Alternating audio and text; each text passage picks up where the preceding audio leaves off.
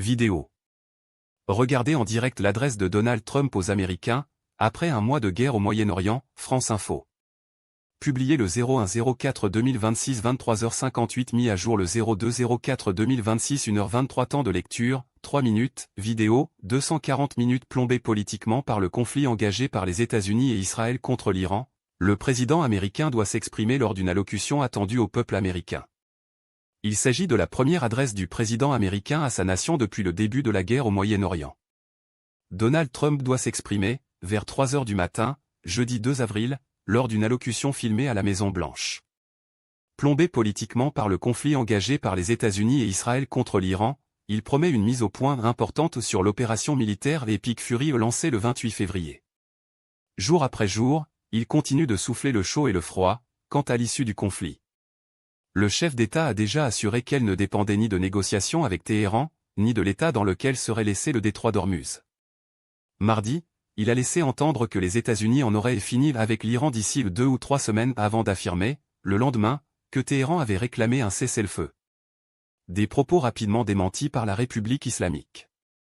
En plus d'assurer à des Américains en majorité sceptiques que tout est sous contrôle, quelques mois avant qu'ils ne se rendent aux urnes pour des législatives déterminantes, le républicain de 79 ans pourrait ouvrir un nouveau front, diplomatique celui-là, contre l'OTAN.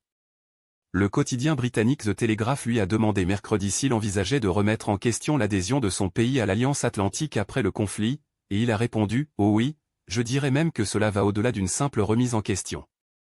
La marge de manœuvre constitutionnelle de Donald Trump en la matière n'est toutefois pas claire. L'OTAN pourrait, au minimum, servir de diversion au président américain. Il a martelé que les alliés des États-Unis devaient en faire plus pour rouvrir le détroit d'Ormuz, dont la fermeture a fait grimper le prix du pétrole, et par effet de contagion les dépenses en carburant des Américains. Il répète aussi que l'OTAN coûte cher aux contribuables américains, qui vont déjà devoir supporter le coût très important de la guerre contre l'Iran. Les enquêtes d'opinion montrent que les électeurs sont en majorité opposés au conflit, même si la base MAGA de Donald Trump continue à le suivre. Elle signale aussi une dégringolade sur ce qui a été l'un des points forts de l'ancien homme d'affaires pendant la campagne.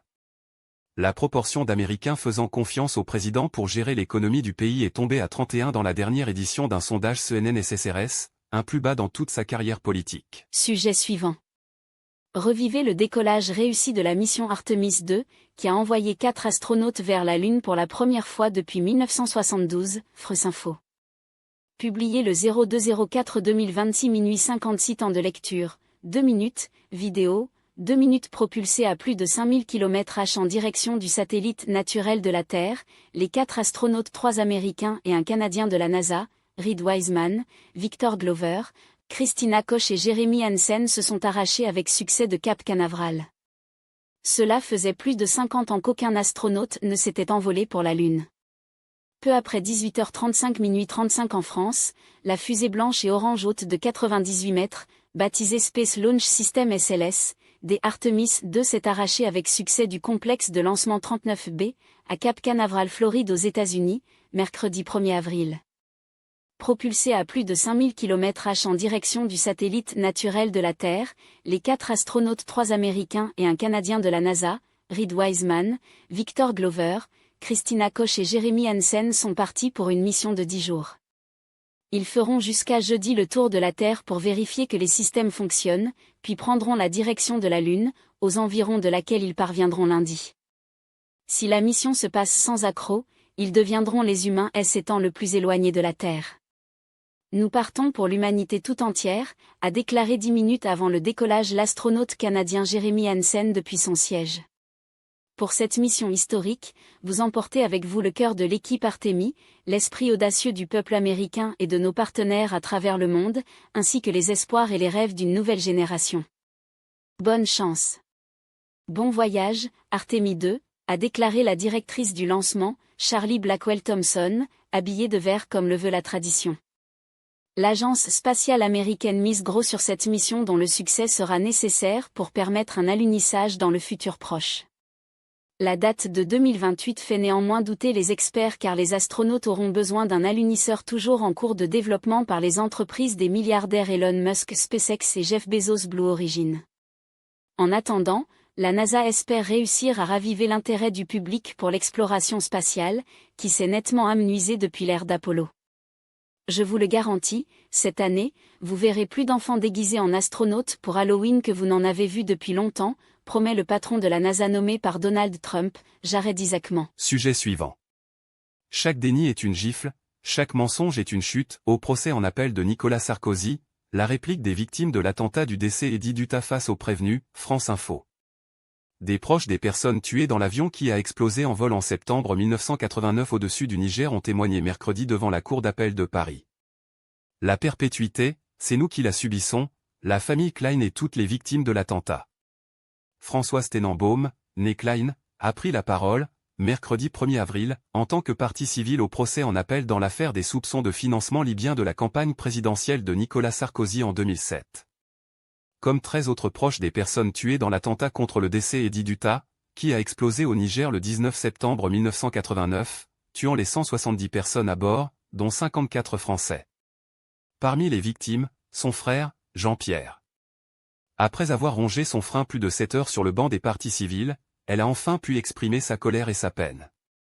Mais avant cette prise de parole attendue, le chercheur Patrick Mzadeh, ancien diplomate français à Tripoli au début des années 2000, a été entendu en qualité de témoin. Cité par les parties civiles, il a été longuement questionné par la défense, qui en a profité pour faire durer les débats. Ce spécialiste de la Libye a d'abord retracé le parcours d'Abdallah Senussi au sein du régime du dictateur Mouammar Kadhafi. D'abord simple garde du corps, il a grimpé les échelons jusqu'à devenir chef du renseignement militaire libyen et, en se mariant, membre de la famille Kadhafi, jusqu'à la mort, à l'automne 2011, du guide de la Révolution. Produit de la violence du système mis en place lors du règne de 42 ans du dictateur déchu, Abdallah Senussi a été condamné en 1999 par la France à la perpétuité par contumace, car il est considéré comme l'un des cerveaux de l'attentat du décès Eddie Duta. C'est la raison pour laquelle les familles des victimes de cet attentat se sont constituées partie civile dans cette affaire. Or, à l'issue du premier procès de Nicolas Sarkozy, le tribunal a considéré que la levée du mandat d'arrêt d'Abdallah Senussi était l'une des contreparties au versement de fonds libyens, afin de financer sa campagne électorale et l'a ainsi condamné pour association de malfaiteurs, le 25 septembre dernier. Face à la Cour d'appel de Paris, mercredi, Françoise Tenenbaum déplore les réactions qui ont suivi cette condamnation. Le déluge médiatique autour de l'ancien chef de l'État nous a sidérés, nous nous sommes sentis très seuls. L'État est censé nous protéger, nous accompagner et nous soutenir. Elle rend aussi hommage à Jean-Pierre Klein, son frère mort dans l'attentat, qui adorait le foot et voulait devenir comédien. Sa sœur Danielle, vêtue de la veste trop grande de leur frère, lui succède. Nicolas Sarkozy, à la sortie de son livre, nous a écrasés. Ces mots pleins de rancœur, agressifs, même envers les juges, nous ont glacés. Et l'orchestration de son malheur nous a atterrés. Certains en sont véritablement tombés malades. Daniel Klein, partie civile devant la Cour d'appel de Paris, nous avons essayé de faire entendre notre filet de voix. D'autres micros se sont tendus, et collectivement nous avons essayé d'expliquer que cette histoire, à travers nous, meurtrissait aussi tous les citoyens et citoyennes, poursuit Daniel Klein au nom du collectif Les Filles du décès Edis. Elle fait partie des parties civiles qui ont posé juste avant l'ouverture du procès en appel, sur les marches du palais de justice de Paris, en tenant des portraits photographiés de leurs proches tués dans l'attentat. Membre du collectif, Johanna Brett y était aussi, avec la photo de sa mère, qui était hôtesse de l'air. À l'audience, elle fustige les arguments mis en avant par les prévenus depuis le début du procès, et plus particulièrement la défense de Brice Hortefeux. L'ancien ministre, fidèle ami de Nicolas Sarkozy, a réaffirmé, le 25 mars, n'avoir jamais reçu d'argent à Tripoli en 2005, lors de sa rencontre avec Abdallah Senussi, répétant avoir été victime d'un piège. Quelle violence! Chaque déni des faits est une gifle, chaque mensonge est une chute, s'indigne Johanna Brett. Quel niveau d'énergie et de colère devons-nous mettre pour que notre parole soit non seulement entendue, mais aussi respectée, s'interroge-t-elle encore. Je dépose aujourd'hui ma colère. Je n'en veux plus. Elle ne m'appartient pas. Je ne veux plus qu'elle pèse sur la vie que je me suis construite. Je vous la laisse, messieurs, conclut cette femme de 38 ans, devenue pupille de la nation à la mort de sa mère. Au cours de son audition, Johanna Brett reprend le terme indignité, comme c'était déjà le cas lors du premier procès.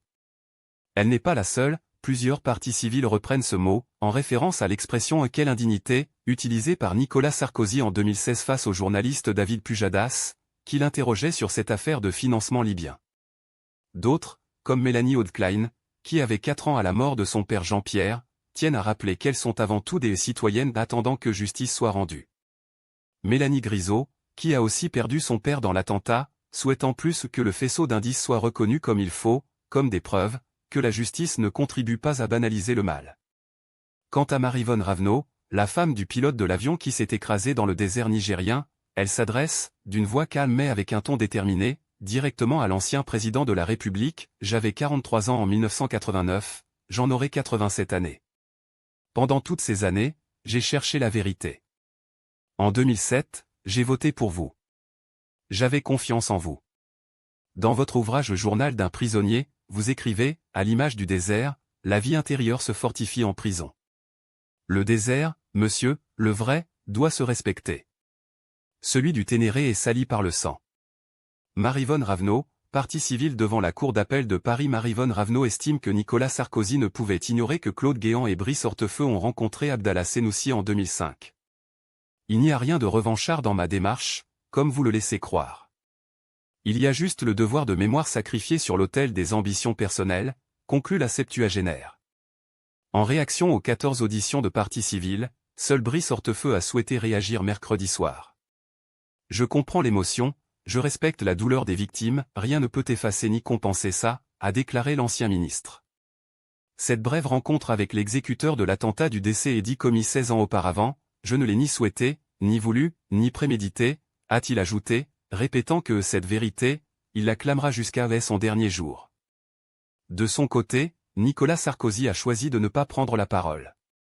Car à partir de mardi, l'ex-président de la République va s'exprimer pendant 3 jours d'interrogatoire. Sujet suivant. Guerre au Moyen-Orient, le président iranien s'adresse aux Américains, Donald Trump évoque un cessez-le-feu, un dirigeant du Hezbollah tué. Ce qu'il faut retenir de la journée du 1er avril, France Info. Guerre au Moyen-Orient, le président iranien s'adresse aux Américains, Donald Trump évoque un cessez-le-feu, un dirigeant du Hezbollah tué. Ce qu'il faut retenir de la journée du 1er avril. Voici les informations à ne pas manquer au 33e jour de conflit entre l'Iran, les États-Unis et Israël. Publié le 02/04/2026 minuit 30 temps de lecture, 5 minutes. Le président iranien, Massoud Pezeshkian, à Téhéran, le 31 janvier 2026. Iranian Presidency AFP. Alors que la guerre au Moyen-Orient est entrée dans son 33e jour, mercredi 1er avril, le président Donald Trump continue de souffler le chaud et le froid quant à l'issue du conflit. Avant une allocution attendue à sa nation, le chef d'État américain, plombé politiquement par le conflit, a assuré que Téhéran avait réclamé un cessez-le-feu. Des propos rapidement démentis par la République islamique d'Iran. De son côté, le président iranien, Massoud Pezeshkian, s'est adressé directement au peuple américain dans une lettre ouverte. Il y dénonce les frappes sur les infrastructures énergétiques de son pays, qualifiées de crime de guerre, et accuse en outre Israël d'avoir manipulé les États-Unis pour les entraîner dans la guerre. En parallèle, Israël assure avoir éliminé un haut responsable du Liban, où le bilan continue de s'alourdir. Voici les informations à retenir. Une lettre ouverte du président iranien au peuple américain. Dans une lettre ouverte adressée au peuple américain et au président Donald Trump, Massoud Pezeshkian, le président iranien, a estimé que les attaques israélo-américaines contre les infrastructures énergétiques de son pays constituaient un crime de guerre. Au-delà de constituer un crime de guerre, de telles actions ont des conséquences qui s'étendent bien au-delà des frontières iraniennes. Elles génèrent de l'instabilité, augmentent les pertes humaines et les coûts économiques et perpétuent des cycles de tension, en semant les graines d'un ressentiment qui perdurera pendant des années, a-t-il averti. Dans cette missive, le président iranien accuse en outre Israël d'avoir manipulé les États-Unis pour les entraîner dans la guerre, ce que Donald Trump a nié. Donald Trump assure que l'Iran souhaite un cessez-le-feu. Le président américain a assuré, mercredi, sur son réseau Truth Social, que le président du nouveau régime iranien vient de demander aux États-Unis d'Amérique un cessez-le-feu. Le président américain a également écrit que les autorités l'envisageront quand le détroit d'Ormuz sera ouvert, libre et dégagé. Jusque-là, nous allons bombarder l'Iran jusqu'à l'anéantissement. Des propos rapidement démentis par la République islamique d'Iran. Les déclarations de Trump au sujet de la demande de cessez-le-feu de l'Iran sont fausses et dénuées de tout fondement, a affirmé la diplomatie iranienne. Emmanuel Macron répond à Donald Trump. Le président américain avait jugé la France peu coopérative sur le conflit en Iran. Je sais bien que parfois l'Europe peut être regardée comme un continent qui est plus lent que d'autres, a ironisé mercredi le président français, en déplacement au Japon. Mais la prévisibilité a de la valeur, et nous l'avons montré toutes ces dernières années, et oserais-je dire encore ces dernières semaines. Nous sommes là où vous savez que nous irons, a-t-il ajouté. C'est pas mal, par les temps qui courent, croyez-moi, a-t-il insisté, en pointant sans le nommer le locataire de la Maison-Blanche. L'Iran annonce une vague de frappes, 2 morts aux Émirats. L'armée iranienne a annoncé avoir effectué une nouvelle série de frappes contre Israël, notamment sur la station balnéaire d'Ela Sud et Tel Aviv, ainsi que contre des bases militaires américaines au Koweït et à Bahreïn. Un Bangladais a été tué et un Indien blessé par des débris de drones interceptés dans les Émirats arabes unis, près du détroit d'Ormuz, selon les autorités locales. Le bilan continue de s'alourdir au Liban. Un chef du Hezbollah tué. Les frappes israéliennes au Liban ont tué 1318 personnes depuis le 2 mars et le début de la guerre entre le Hezbollah pro-iranien et Israël, selon un bilan communiqué mercredi 1er avril par le ministère de la Santé libanais. Ce nouveau décompte fait notamment état de 91 femmes, 125 enfants et 53 membres du personnel médical tués, et de 3935 blessés. Les Israéliens ont par ailleurs tué à Beyrouth le responsable militaire pour l'Irak au sein du Hezbollah, Youssef Hachem, le plus important dirigeant de ce groupe pro-iranien ciblé depuis le début de la guerre au pays du Cèdre. De fortes explosions à Téhéran. L'ouest de Téhéran a été secoué par de nouvelles fortes explosions, selon un journaliste de l'AFP. La cathédrale orthodoxe russe de la capitale iranienne a été endommagée par des frappes qui n'ont pas fait de victimes, selon l'ambassade de Russie, tout comme le mur d'enceinte de l'ex-ambassade des États-Unis. Des complexes sidérurgiques du centre et du sud-ouest de l'Iran ont également subi des dégâts à la suite de bombardements. Sujet suivant. Saccage de la mairie de Fresnes, 3 nouvelles personnes interpellées et placées en garde à vue, portant le total à 13, France Info. Saccage de la mairie de Fresnes, 3 nouvelles personnes interpellées et placées en garde à vue, portant le total à 13. Vendredi soir, la mairie de Fresnes a été visée par des tirs de mortier et en partie saccagée, à la veille de l'installation du nouveau conseil municipal. Publié le 01-04-2026 22h21. Temps de lecture, 1 minute. Une enseigne d'un commissariat de police. Illustration. Ricardo Milani en Lucas AFP. 3 nouvelles personnes ont été interpellées et placées en garde à vue dans le cadre de l'enquête sur le saccage de la mairie de Fresnes-Val-de-Marne, portant à 13, dont plusieurs mineurs. Le nombre de personnes en garde à vue dans cette affaire, a appris, mercredi 1er avril, France Info auprès du parquet de Créteil. Les 3 suspects ont été interpellés mercredi. Mardi, 10 personnes mineures avaient été interpellées et placées en garde à vue pour destruction par moyens dangereux en bande organisée, vol en bande organisée et dégradation du bien d'autrui aggravée par 2 circonstances. Vendredi soir, la mairie de Fresnes a été visée par des tirs de mortier et en partie saccagée, à la veille de l'installation du nouveau conseil municipal. 20 personnes, le visage dissimulé, ont tiré sur le bâtiment avant d'en fracturer la porte et d'y entrer pour saccager plusieurs pièces. Du mobilier a aussi été dérobé. Les suspects avaient réussi à prendre la fuite. À Fresnes, la mairie a basculé à droite lors du second tour des élections municipales dimanche dernier. Christophe Carlier LR l'a emporté avec 45 des voix, devant la maire sortante Marie Chavanon du Parti socialiste 43 et Jean-Jacques Bridet Renaissance, 11.